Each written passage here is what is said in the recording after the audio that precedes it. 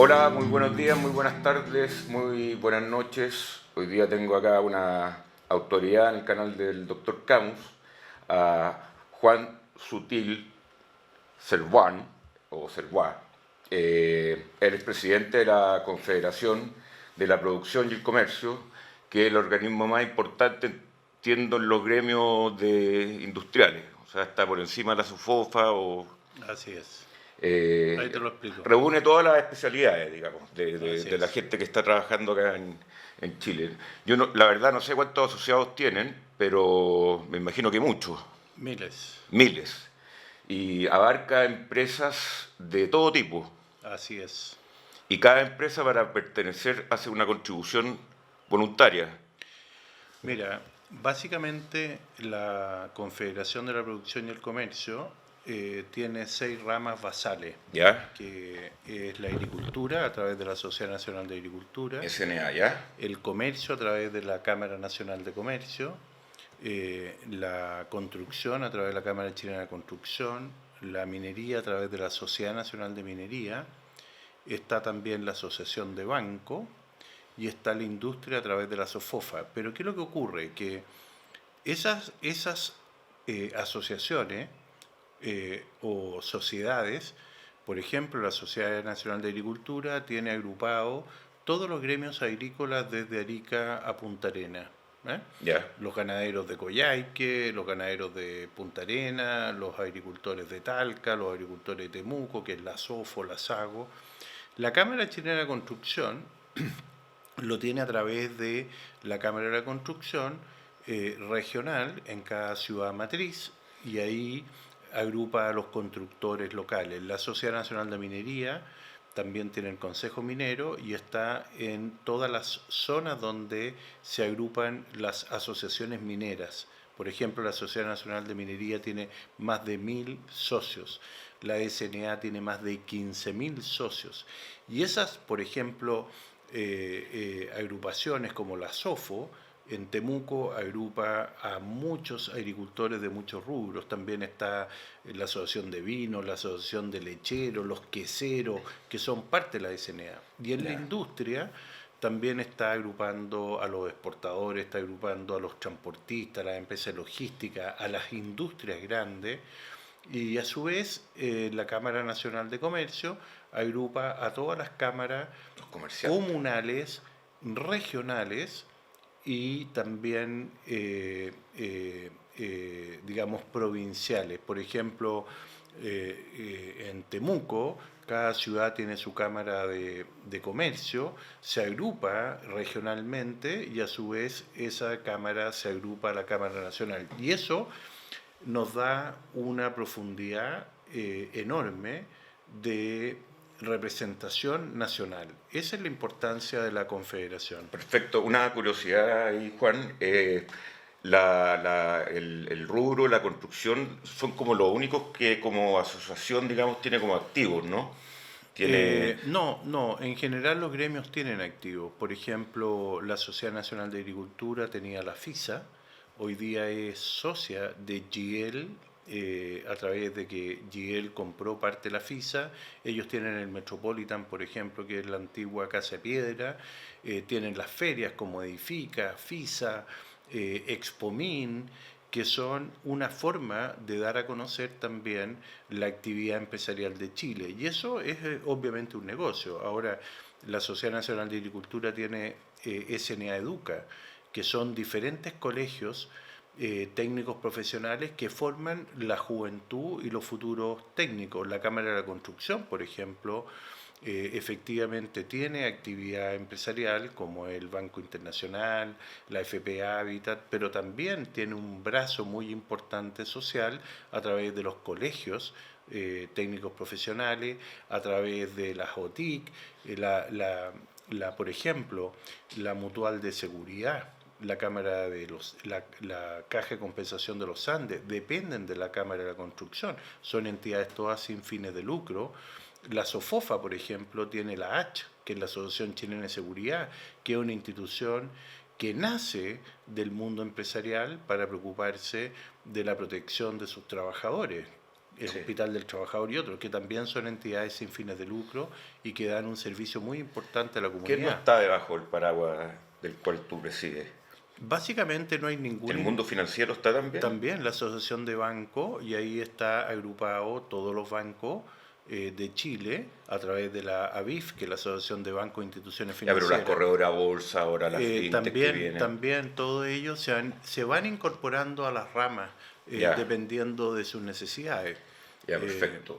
y en la construcción y también en el comercio, también todo este comercio electrónico se ha ido incorporando a las cámaras de comercio. Entonces, es ahí la relevancia y la importancia de lo que es la CPC. Y la CPC, en ese sentido, es una institución más política. No estoy hablando de política partidista, estoy No más hablando política que es representante de todo. evidente, en políticas públicas, tratamos de contribuir y hacer que ojalá las políticas a través de lo que evacúa el Congreso, la Cámara, sean políticas públicas reales, buenas para todos los chilenos. Y ese es nuestro rol, digamos.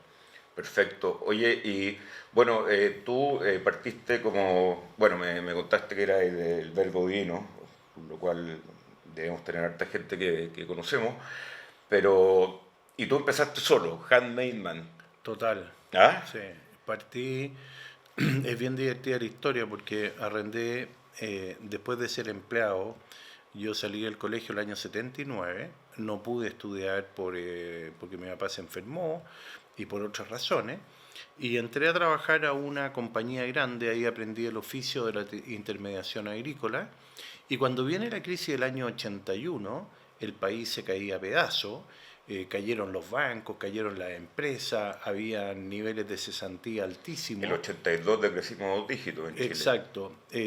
Y resulta que no existía, no había balance, no había posibilidad de ayudar a la gente, como ocurrió en la crisis de la pandemia con el IFE y todas las ayudas del Estado, porque Chile era un país muy pobre. Y ahí nace Sutil y Compañía.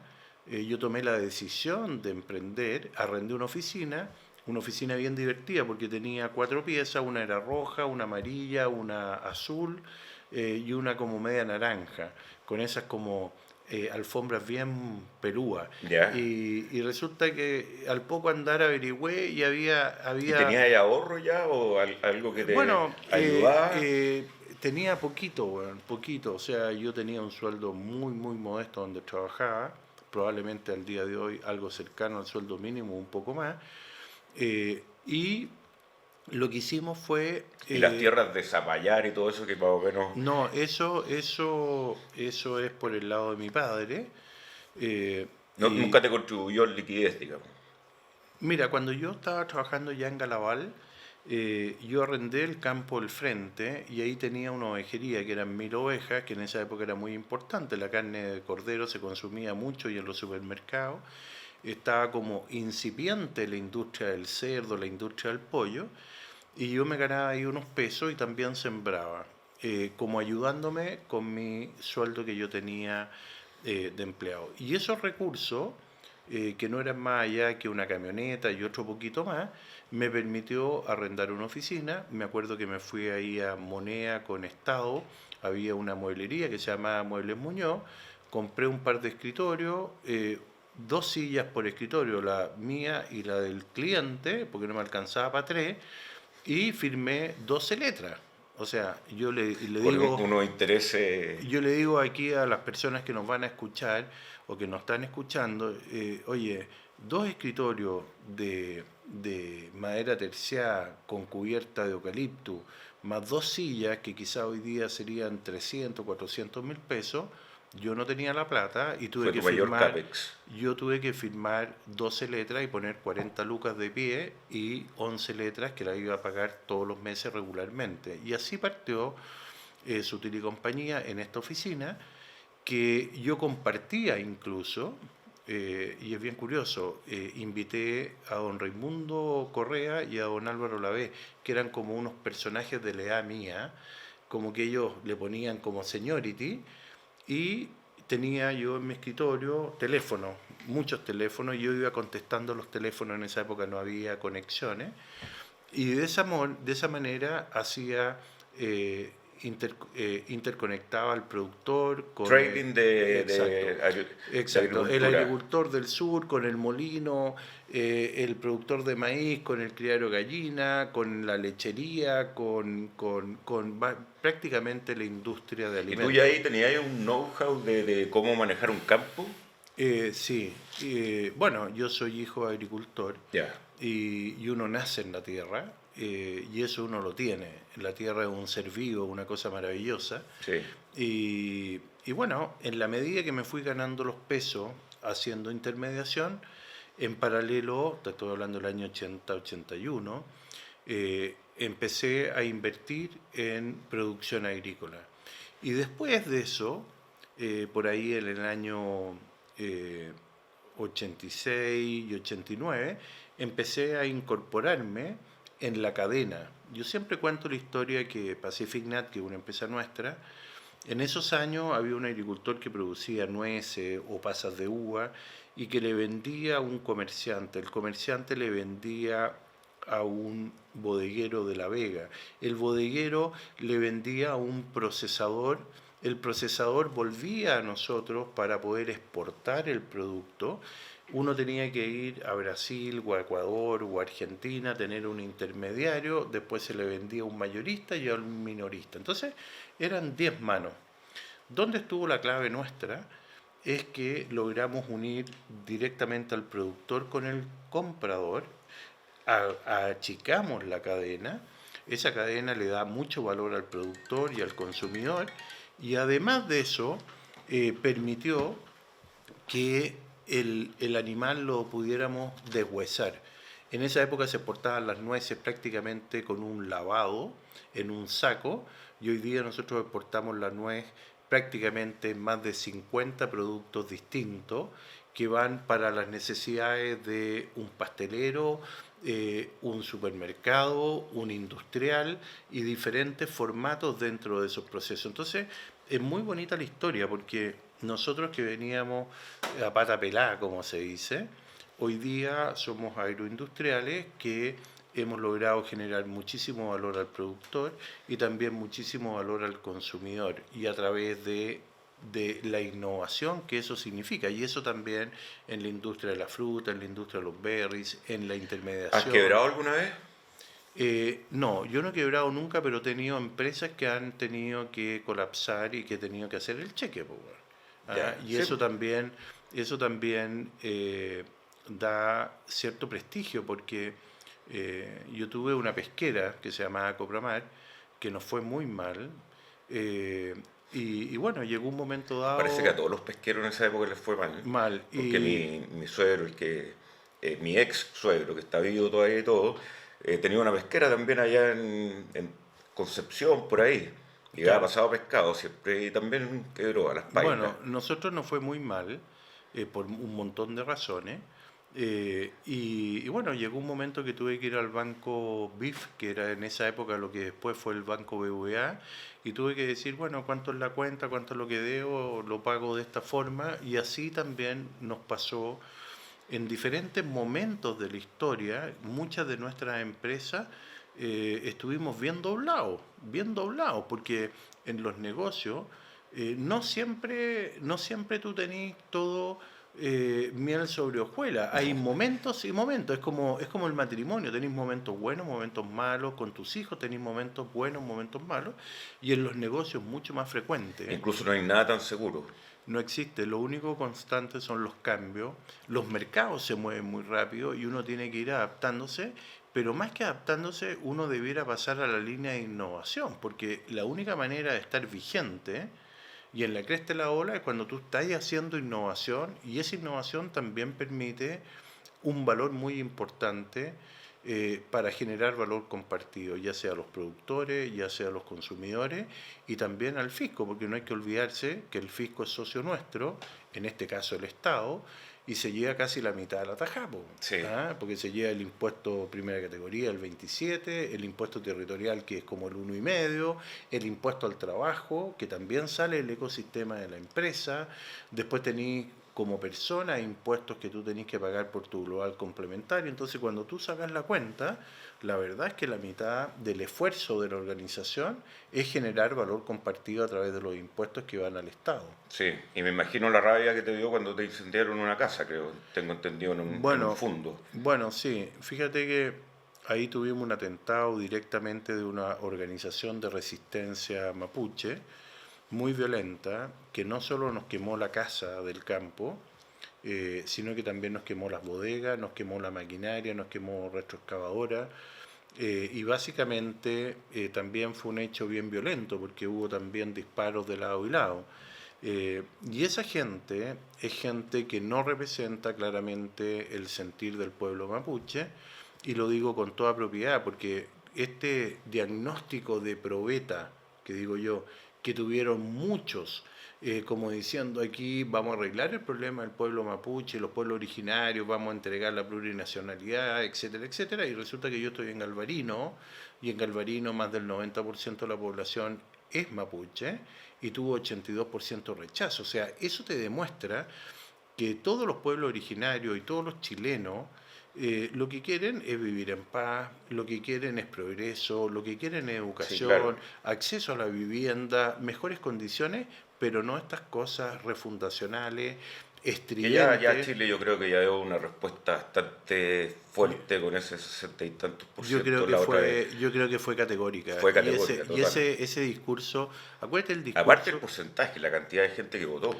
Acuérdate el discurso de la campaña del apruebo, que era muy destructivo, era ellos hicieron esta constitución para quedarse con todo, ellos hicieron acá los ricos contra los pobres, los poderosos contra los débiles, y resulta que lo que no se dieron cuenta es que la ciudadanía aprecia haber pasado de un país que éramos pobres, tú eres de la misma edad casi conmigo, y todos Un poco sabemos, menor, pero pero todos sabemos lo que era sí, o sea, 70% de pobreza extrema en este país, donde no había camino prácticamente para llegar a Viña del Mar, no había puerto, no había aeropuerto.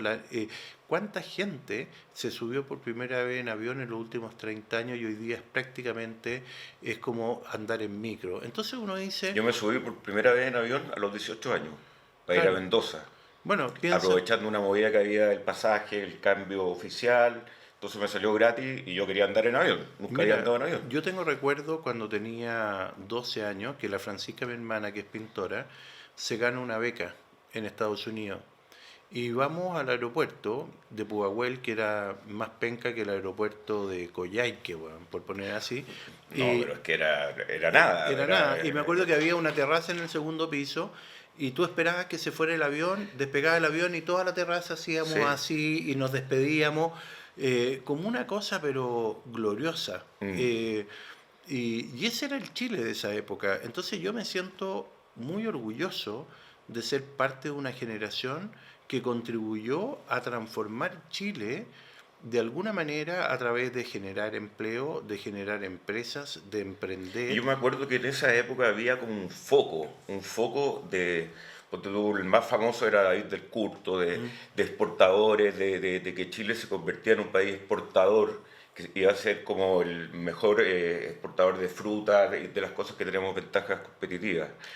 Y había incentivos estatales, había un foco. Sí, bueno, David del Curto fue un gran promotor y visionario. David del Curto parte exportando ajo y cebolla. Eso es lo que exportaba Chile, especialmente Inglaterra.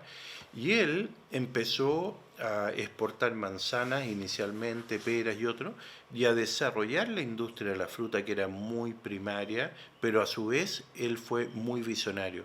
Y junto con ellos vinieron muchos. ¿Y eso qué refleja? Que después de haber pasado un proceso con la reforma agraria, que a mi juicio fue destructiva, porque no logró los objetivos, y finalmente pasamos por un gobierno que era la Unidad Popular, que era como estar en Venezuela actual, bueno, vuelve la libertad, vuelve la confianza, vuelve el optimismo y Chile se desarrolla. Y piensa que en esos años que teníamos 70% de pobreza y que hoy día tenemos menos del 10%, en esos años se educaba una pequeña élite, muy poquita, en 2 universidades. Hoy día hay más de 1 millón de alumnos. En esos años no había cobertura escolar. Los niños no se educaban. Hoy día se pueden Andaban educar, a pata pelada, una evidente, buena cantidad. claro, muchos, y con los loros colgando y muchas veces sin estar vestidos, en forma muy precaria, que lo estamos lamentablemente volviendo a ver, fruto de haber cobijado a mucha migración que llegó en los últimos años y que nos generó mucha presión en los CEFAN, en los hospitales y en el déficit habitacional, porque hay gente que llega a Chile y llegaron casi 2 millones de migrantes en los últimos años. Y eso genera también un desafío muy importante porque hay que acogerlo y no siempre la casa de uno es capaz de acogerlo a todos, ¿no? ¿No? Oye, Víctor Moller fue socio tuyo, ¿no? Sí, sí. Bueno, mis condolencias porque se fue a los 9. 79 y les tocó trabajar juntos ahí en Hortifruti. Hortifruti. Sí, nosotros, Víctor es un gran visionario, él fue el fundador de la compañía. A mí me convidó a participar primero en unos proyectos agrícolas el año 83, donde yo tenía unos pesos y pudimos hacer las primeras plantaciones, primero espárragos, que también fuimos pioneros ahí. En los espárragos verdes, en Chile se producían espárragos blancos, no espárragos verdes, y los exportamos. Después fuimos socios en los proyectos de arándanos, los primeros arándanos que se plantaron en Chile lo hicimos juntos, y después fuimos socios en todo el negocio agrícola y finalmente en el negocio global, que era Hortifruti. Y en eso tengo el honor, así como lo dije el día que lo despedí, de haber sido el único jefe realmente directo en mi vida laboral. Y Víctor fue un gran pionero, así como David del Curto, que dejó su historia y su leyenda.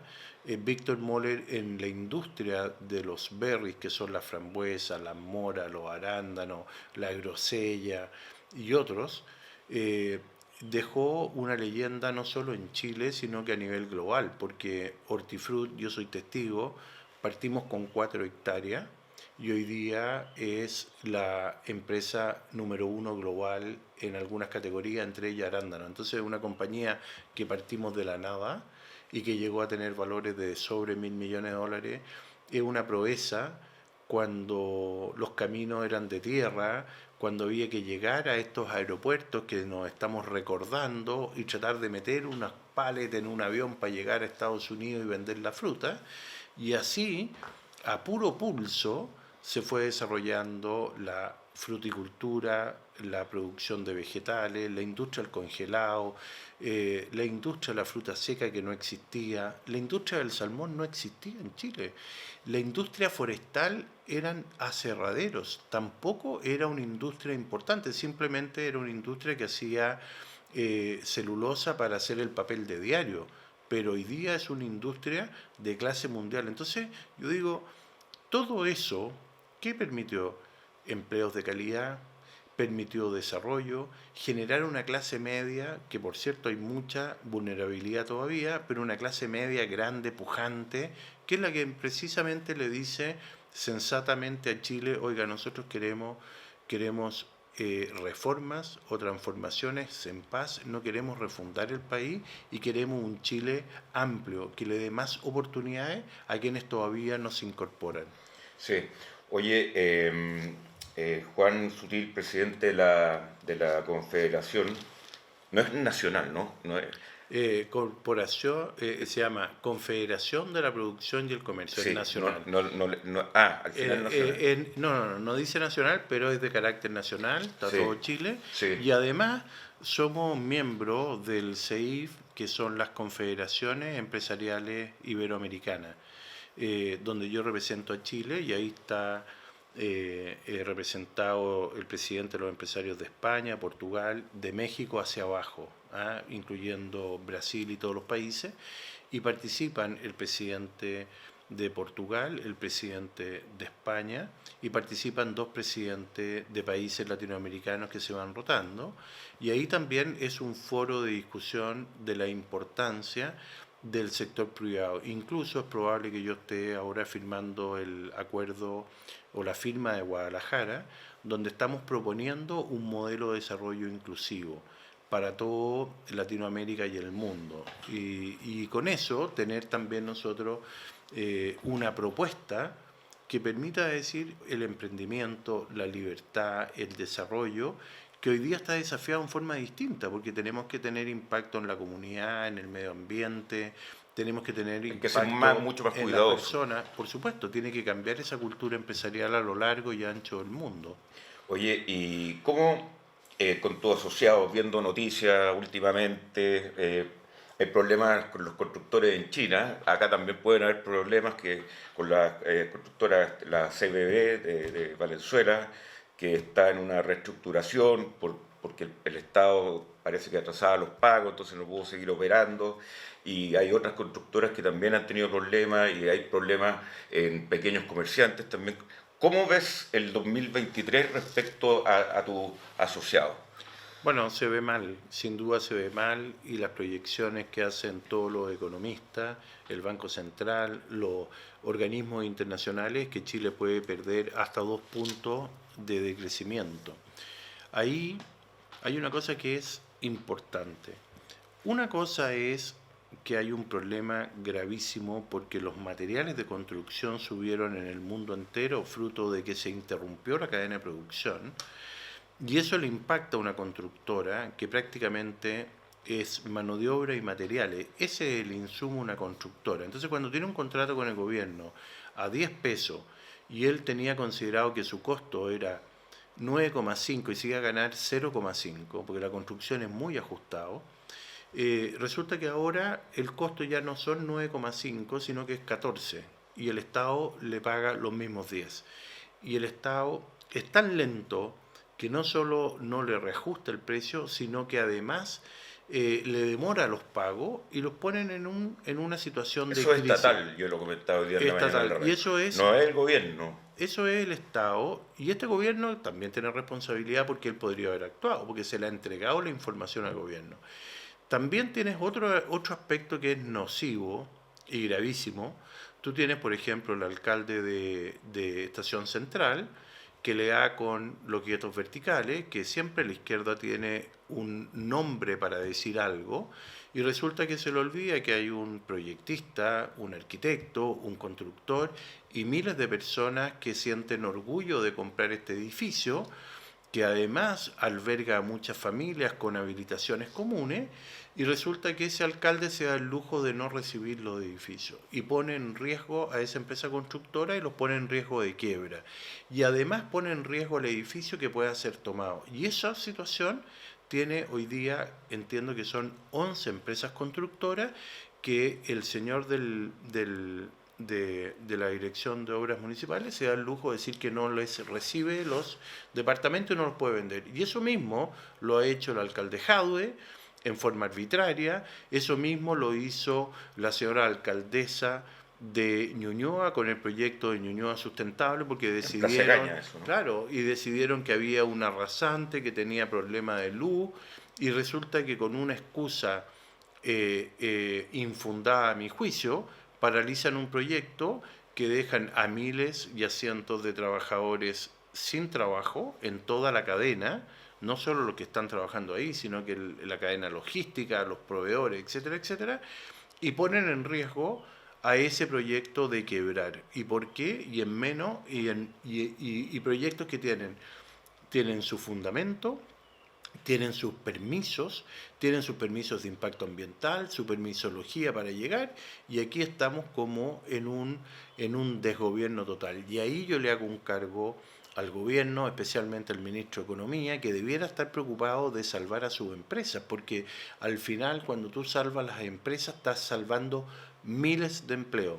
Un dato para las personas que nos escuchan: 1.000 millones de dólares de inversión en construcción, ya sea infraestructura, vivienda, edificio, 1.000 millones de dólares. significan 51.000 empleos. por cada 1.000 millones de inversión. Entonces, son empleos de calidad, son empleos que tienen técnica, que tienen oficio y que son necesarios y que mueven mucha actividad. Son más de casi 1 millón de personas que dependen de la construcción directa. Y cuando estamos en crisis como estamos hoy día, lo primero que hay que hacer es destrabar los problemas. Y la crisis tú la ves como que todavía se siente el ruido bajo la tierra nomás, como estas quiebras que estamos viendo, y todavía el público en general no lo percibe, como Yo, quizás fue el año 82 que alguien dijo, oye, voy a cambiar el tipo de cambio, y quizás el primer día no echaron a todos, pero se fueron suscitando los problemas de a poco, la gente fue quebrando de a poco, y acá yo viendo cifras, no sé, créditos hipotecarios 40% abajo, la tasa de interés está por las nubes, bueno, la inflación también, los precios de la construcción también y el acceso al crédito. bueno, lo que pasa es que hubo un grupo de parlamentarios, por no decirlo claramente, de izquierda y de centro izquierda, y algunos de derecha, irresponsables, que hicieron malas políticas públicas. Y hoy día la política está muy volátil porque es muy pulverizada. Hay muchísimos partidos políticos, se está formando más partidos políticos y resulta que es muy difícil hacer buenas políticas públicas cuando hay tal mala manejo de hacerlo.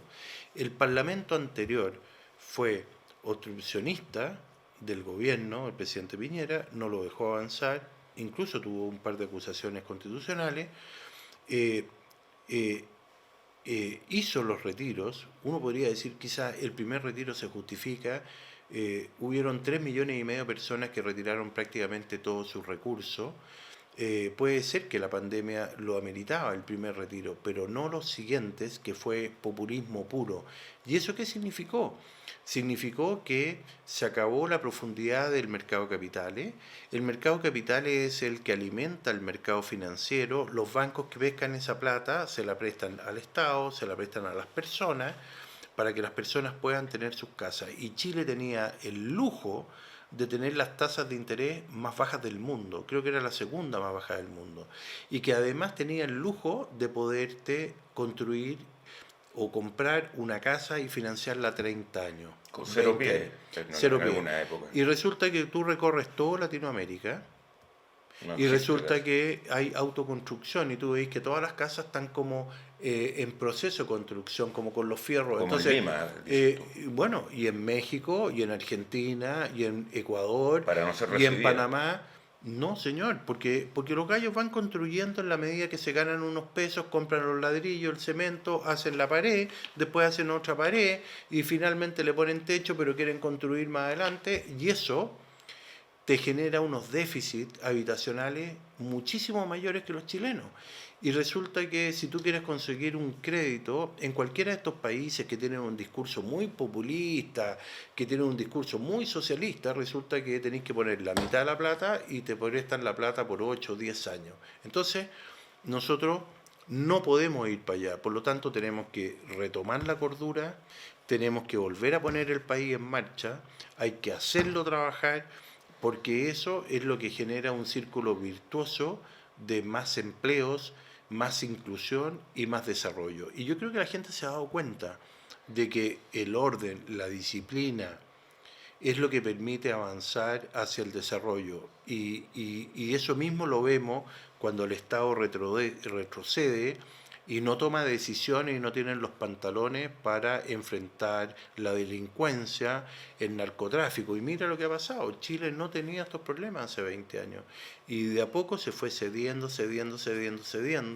Y hoy día mira en la situación que estamos y lo difícil que va a ser volver a recuperar la seguridad, volver a recuperar el crecimiento, y como que era también feo hablar de que había que crecer, que había que invertir, y resulta que todo era un discurso distinto. Ahora una pregunta ahí, Juan. En la historia, las crisis han sido bastante fuertes en Chile. Gente con hambre, gente que ha tocado fondo, gente que ha perdido todo. En épocas después de antes de los 80, digamos. Pero y necesitamos tocar fondo para darnos cuenta de una crisis. Yo, ¿Tú crees que nosotros ya tocamos fondo o no? no, yo pienso que no todavía. Yo creo que estamos en proceso de tocar fondo y lo que es importante es que lo único que te da dignidad en la vida es el trabajo.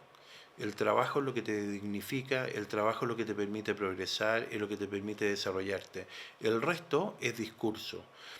Por ejemplo, Chile ahora necesita hacer una reforma tributaria, pero hay que hacerla en aras de pensar cómo podemos lograr que los emprendedores, las empresas, los inversionistas inviertan en más proyectos.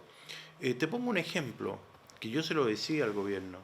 Eh, la, la- el proyecto, por ejemplo, de CAP en el Tofo, ahí en La Serena, y Dominga, que es el Tofo sur, y Cape es el norte de ese valle.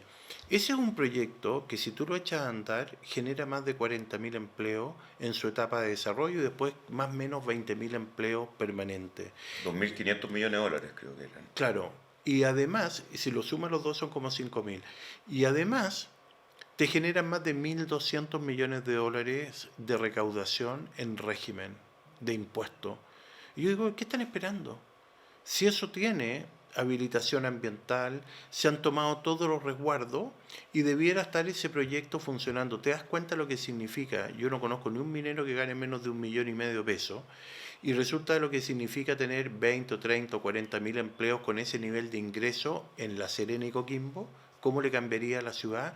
¿Cómo el comercio florecería? ¿Cómo los gallos que venden autos florecerían? ¿Cómo la gente que quiere agrandar su establecimiento educacional para recibir más niños? Vuelve el círculo virtuoso. Evidente, si la única manera de que esto camine es a través de un desarrollo más inclusivo, obviamente, con una preocupación del sector productivo de generar impacto positivo en su desarrollo con el medio ambiente y eso se está haciendo.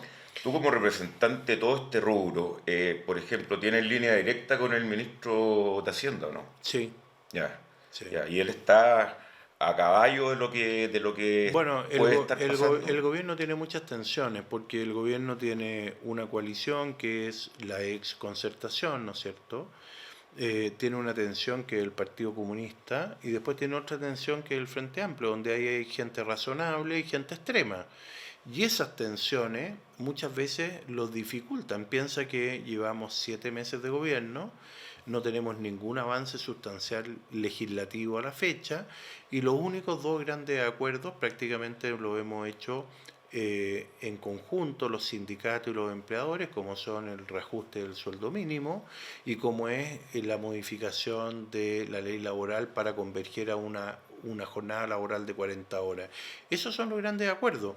Entonces yo digo, bueno, tenemos que hacer acuerdos también de gobernabilidad, tenemos que hacer acuerdos de cómo vamos a enfrentar la violencia. Esta cuestión no es simple, no es trivial, estamos frente a una amenaza muy grande. No puede ser posible que en la provincia de Arauco no haya presencia del Estado.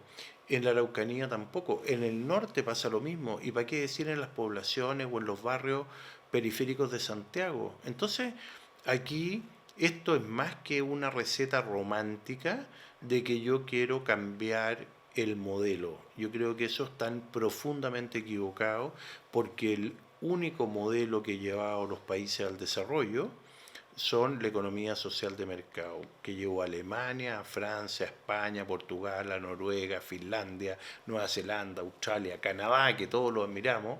Bueno, son países, Canadá y Nueva Zelanda, que tienen nuestra misma base productiva. Y Chile tiene producción de clase mundial. La minería es de clase mundial y tiene una alta preocupación por el medio ambiente. La industria forestal lo mismo, la industria de los salmones lo mismo, la agroindustria, la industria de alimentos. Entonces, este discurso ambientalista, ecologista, destructivo, yo no me lo compro. Es como, yo siempre pongo el ejemplo, a mí me parece bien que haya feminismo y que haya integración de género y todo eso, pero es muy distinto eso andar marchando con las pechugas al aire, pintando el pelo café, negro, azul, rojo y siendo disruptivo por las calles. Incluso yo creo que eso es muy negativo para las propias causas. Entonces, Bueno, si una vez antes del plebiscito del 4 de septiembre, el show que se mandaron ahí en Valparaíso, bueno, indecente. eso es una cuestión indecente, es de una bajeza total. Y acuérdate también en las protestas después del 18 de octubre, cómo hacían actos sexuales en la casa central de la Católica, arriba de la estatua o arriba del cardenal, y hacían unas cuestiones absolutamente obscenas. Esa cuestión es basura, se lo digo con todas sus letras a quienes lo practican. Es basura, eso no construye. La construcción de una sociedad es en base al respeto mutuo, en base a propósitos mutuos, y yo creo que Chile tiene que hacer ese ejercicio de cómo hacemos un país común. Y ahí yo creo que el gran desafío está en construir una constitución que nos una, que sean las bases de todos los chilenos, que nos represente, y después construir políticas públicas que nos lleven al desarrollo, porque el resto es quedarse en la media de Latinoamérica. Eso sería un ¿Y ahí fracaso. cómo se explica esto que va a pasar en el 2023? Que un país que supuestamente tenemos el modelo todavía, y versus la Argentina, bueno, Perú, que tiene una crisis política increíble, todos van a crecer más que nosotros el próximo año. Bueno, pero así todo, tú lo que necesitáis para que el país crezca es estabilidad, manejo financiero ordenado, y en eso yo les debo reconocer que el ministro Marcel sí lo ha hecho, y que de alguna forma el presidente Boric también ha apoyado aquello, pero eso no es suficiente. Lo que es suficiente es generar confianza. Y para generar confianza tú tienes que permitir que una persona que está trabajando diga, yo me voy a cambiar de departamento, o voy a cambiar el auto, o voy a hacer tal cosa, porque esos agentes que somos todos los chilenos, que van haciendo decisiones económicas, permiten que se hagan más edificios, que se hagan más emprendimiento, que haya más alternativas de desarrollo, y eso se logra con confianza, y Chile lo hizo. Sí. Chile, cuando retornó a la democracia, incluso antes, empezó su senda de desarrollo. Entonces, esta cuestión de que todo lo que se ha construido en un momento dado estuvo en tela de juicio, finalmente fue rechazado ampliamente por el plebiscito, que en el fondo es mucho más que decirle no a la Constitución, es decirle no a la refundación. Oye, te tengo dos preguntas más en términos de los números y el sentimiento de todos los asociados en la Confederación respecto a la inversión. O sea, Falabella, por ejemplo, está anunciando que va a cerrar tiendas. Quizás se vea el modelo de negocio online o algo así. Pero eso que decís tú, oye, me está yendo bien acá y voy a comprar unas tierras más allá y voy a plantar más. ¿Cuál es el espíritu? ¿Cuál es la sensación dentro de la gente que Bueno, emprende? cuando tú tenéis que Chile este año va a decrecer en inversión del orden de 4 puntos, y el próximo año puede ser algo más que eso, es gravísimo, porque en la medida que tú tienes más inversión, tienes más empleo. Eso hay que metérselo en la cabeza clarito, y para que haya más inversión tiene que haber estabilidad, y no pueden haber reglas del juego inestables, y eso, cuando tú lo miras en otros países, es cuando tú ves que esa inestabilidad los detiene en su desarrollo. Chile la tuvo y creció, creció, creció, a tal punto que hoy día hay una clase media muy importante que está en riesgo incluso de volver a la pobreza. ¿Por qué?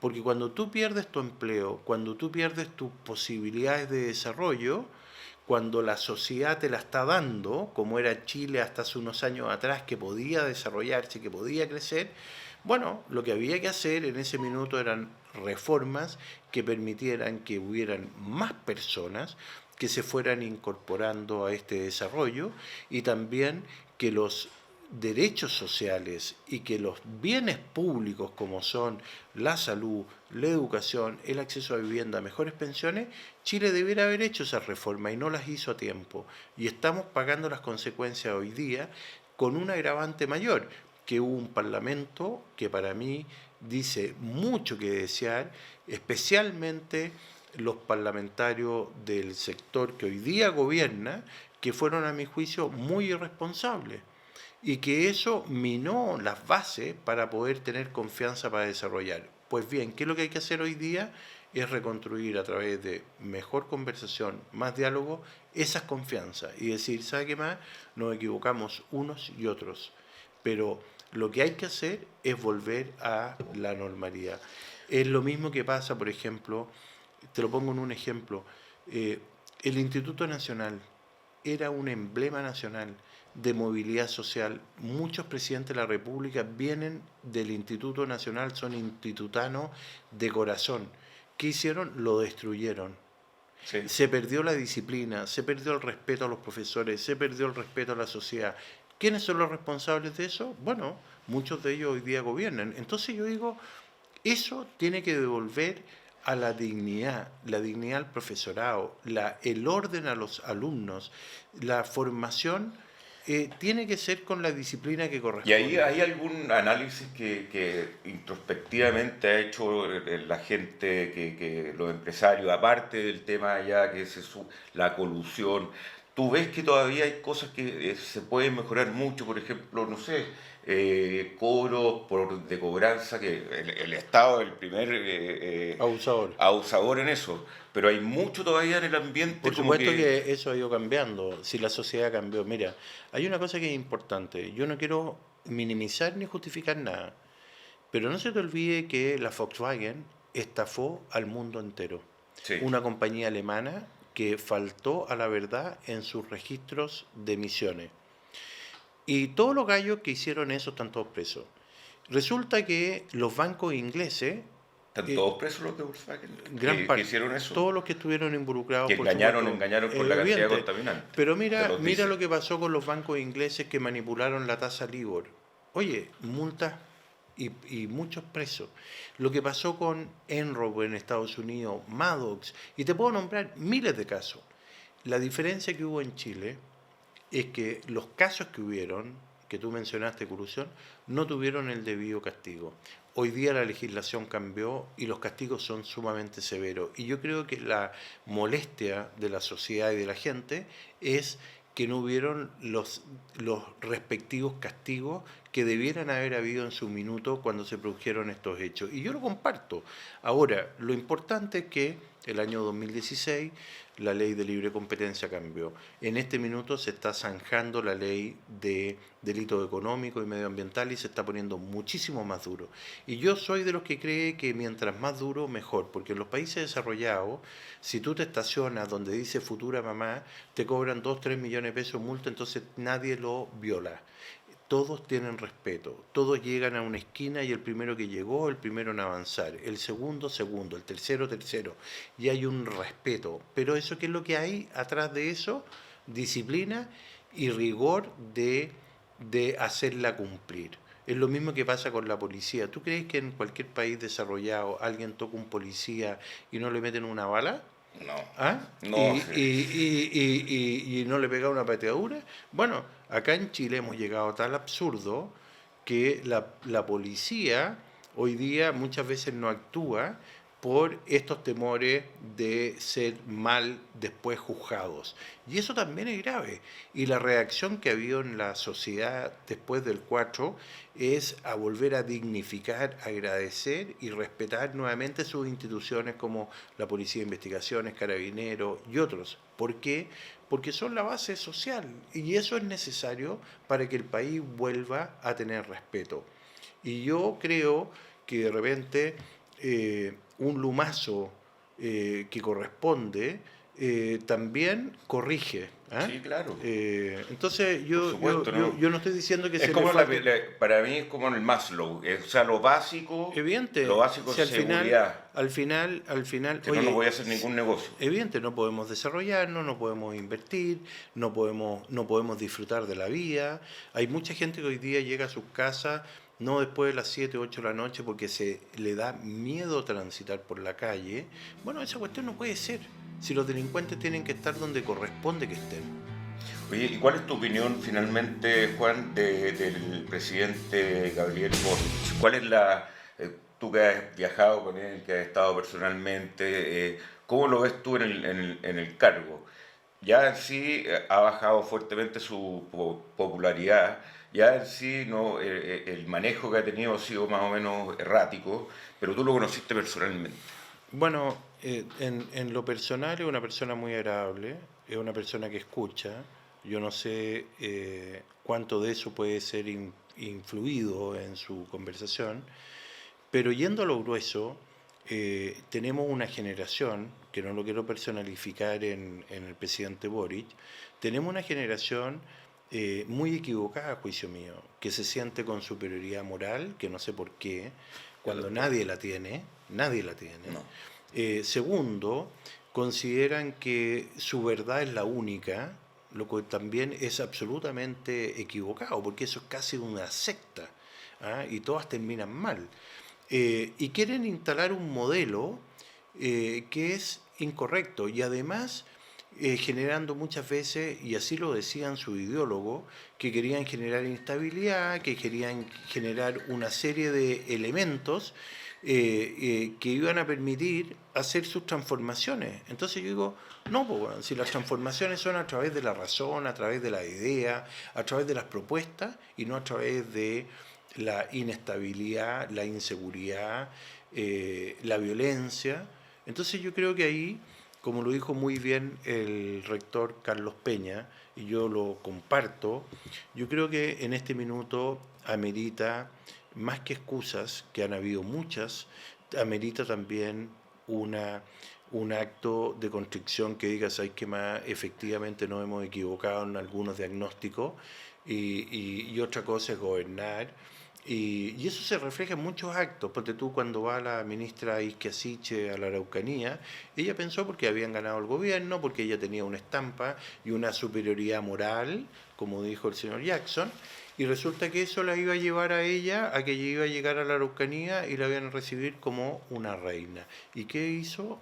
El señor Pichún y los de ahí de Temocuycoy la agarraron a balazo igual que a cualquier otro. Entonces, eso es inaceptable de parte de quienes lo hicieron, pero también inaceptable de parte del gobierno en muchas de las materias en que han cometido muchos errores y que yo creo que ellos no estaban preparados inicialmente para tomar el poder, y eso es un hecho, y que hoy día tienen que avanzar en irlo corrigiendo. Y yo creo que en eso efectivamente se está dando esa ecuación, porque de lo contrario lo que va a ocurrir es que el presidente Boric probablemente va a seguir cayendo en las encuestas y gobierno que no tiene base social, gobierno que no puede gobernar. Oye, los que incendiaron el campo están presos o no? No, no. ¿Se saben quiénes son? Bueno, ellos se identificaron, fueron los mismos que le quemaron la casa a la señora Carmen Philip ahí en Traiguén, también es de la misma secta. Yo creo que Chile además tiene mucha debilidad en términos de inteligencia y también falta decisión política para actuar contra ellos. Esta cuestión, cuando tú tienes el mandato popular y tienes la potestad del uso de la fuerza, bueno, para eso hay que tener cojones y usarla. Es cosa de ver cómo el presidente Uribe pudo ordenar Colombia en sus dos periodos presidenciales con mucha fuerza, sin faltar a los derechos humanos, pero logró reducir a la FARC, logró llegar a un acuerdo de paz posteriormente el presidente Santos, y eso fue atacando directamente al narcotráfico, atacando directamente a la Yo fui testigo de ese delincuencia. proceso porque vivía allá, en ¿Mm? Colombia, y era increíble. O sea, Claro, y si nosotros nos acercamos a un modelo como estaba Colombia, que no puedes circular por ciertos caminos, porque capaz que te van a pedir peaje, porque no está el Estado allá en esa zona, pero si en Chile ya te los piden, ¿en la Araucanía tú crees que no te los piden? no sé, ¿Ah? Te los piden, pues. Te los piden para sacar tus trigos, para sacar tus animales, para sacar tu madera, por supuesto. Entonces, esto no es una cosa que solamente que van y le queman la casa a la Carmen Philip o a Juan Sutil. No, señor. Es el diario vivir incluso de un modesto empresario o de un modesto agricultor que hoy día no tiene capacidad ni integridad. Y eso es falta de Estado de Derecho. El Estado de Derecho, nuestro emblema nacional dice por la razón o la fuerza. Y resulta que el Estado tiene la fuerza para poderla aplicar. Y eso, en la medida que sea disuasiva y efectiva, repliega a los delincuentes, repliega a los narcotraficantes. O aunque sea duro, hay que hacerlo. Así es. Bien, Juan Sutil, podríamos estar hablando toda la mañana casi, pero muy agradecido. Muchas gracias por haber venido y muchas gracias por tu trabajo en la Confederación, que te ha tocado bastante duro. Bueno, bueno, yo creo que quien venga después que yo le va a tocar una etapa menos dura. A mí me tocó vivir la crisis social del 18 de octubre, la crisis de la pandemia, donde estuvimos a la altura con el Fondo Siempre por Chile. Me siento orgulloso de los empresarios y las empresas, las familias empresarias, los voluntarios, donde pudimos llegar con alimentos, llegamos con todos los insumos médicos que los hospitales necesitaban, ayudamos a las familias. Protegimos a todos los abuelitos, eso la gente no lo sabe, los protegimos a todos. En Chile nunca pasó lo que pasó en España, que se morían los abuelitos en los hogares de ancianos solos. Aquí no pasó y los apoyamos a todos. Me siento orgulloso. Y después me toca la crisis económica inducida, porque la propia pandemia nos genera una crisis económica que hubo que enfrentar, y nos toca también la crisis política y la más grave de todas, la crisis institucional. Yo me acuerdo cuando el juez del tribunal de la Corte del Tribunal Constitucional, el señor Aróstiga, dice: yo voy a mirar lo que dice la gente en vez de aplicar la ley, a propósito del tercer retiro, y ahí para mí se cayó la institucionalidad total. Entonces, hoy día, todo eso que me tocó, yo creo que paso a paso se ha ido de alguna forma contribuyendo a reconstruir.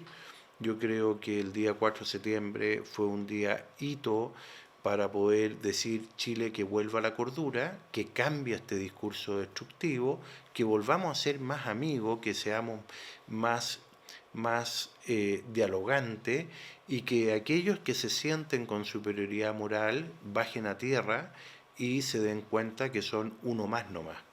Así es. Juan, muchas gracias. Muchas gracias, doctor, por la invitación. Muchas gracias a ti. Me siento muy contento de estar aquí acompañando en este programa tan importante. Muy bien, muchas gracias, Juan. Nos vamos despidiendo. Esto estará disponible en un rato más. Muchas gracias, muy buenos días, muy buenas tardes, muy buenas noches.